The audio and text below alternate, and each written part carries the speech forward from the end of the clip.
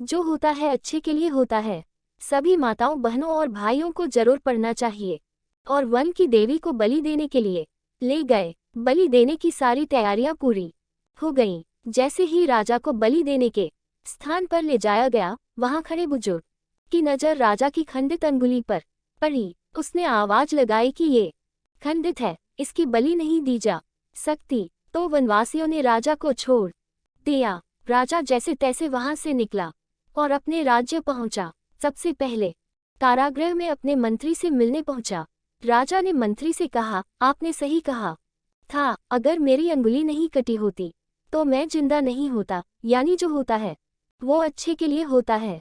राजा ने फिर पूछा, मेरा तो फायदा हुआ, लेकिन आपका कैसे फायदा हुआ? मैंने तो आपको सजा दी। मंत्री बोला, मैं आपके साथ शिकार पर हमेशा रहता हूँ।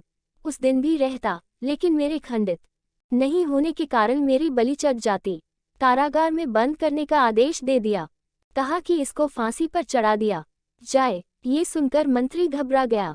उसने राजा से निवेदन किया, महाराज, मैंने आपके यहाँ इतने वर्षों तक काम किया, क्या आप मेरी अंतिम इच्छा पूरी नहीं करेंगे?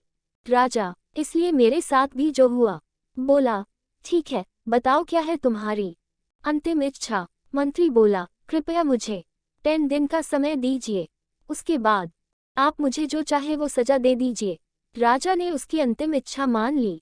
राजा दूसरे दिन अपने सैनिकों के साथ जंगल में शिकार के लिए निकले। राजा जंगल में अपने सैनिकों से बिछड़ गए और रास्ता भटक गए। रास्ता ढूंढते हुए राजा वनवासियों के बीच पहुंच गए, जो बलि देने के लिए किसी को ढूंढ रहे थे। वनवासियों ने राजा को पकड़ लिया। अच्छा हुआ, राजा प्रसन्न हुआ, लेकिन छोटी सी बात पर मंत्री को सजा देने का दुख भी हुआ। इसलिए राजा ने मंत्री को कारागृह से निकालकर फिर से अपने साथ रख लिया। सीख, अपने जीवन में भी बहुत से उतार चढ़ाव आते रहते हैं। कभी कभी कुछ चीजें मन मुताबिक नहीं होती हैं। इस कारण से कभी निराश नहीं होना चाहिए। जो होता है अच्छे के लिए होता है। हर परिस्थिति के प्रति सकारात्मक नजरिया रखना चाहिए। दोस्तों, हमारी कहानी अच्छी लगी हो तो लाइक करें और अपने दोस्तों के साथ शेयर करें। चैनल पर नए हो तो सब्सक्राइब कीजिए। धन्यवाद।